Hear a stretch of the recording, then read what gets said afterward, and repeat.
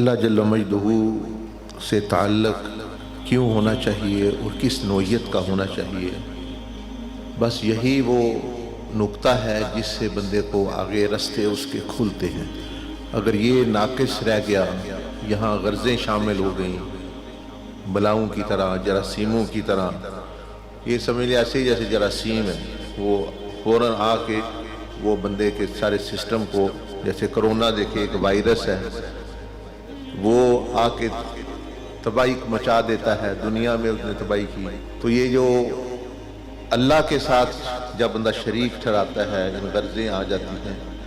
تو وہ اس سے بھی زیادہ تباہی مچا دیتا ہے۔ پھر جس طرح اس کا جسم بیکار بعد مر جاتے ہیں، اسی طرح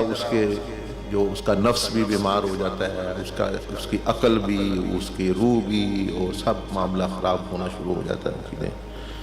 اللہ پر فرمایا یؤمن اکثرهم باللہ الا وهم مشرکون، کہ جو لوگ ایمان لاتے بھی ہیں اللہ پر، ان میں بھی اکثریت جو ہے وہ دوسری غرضوں کو، یعنی وہ شریک ٹھہرا لیتے ہیں اللہ کے ساتھ۔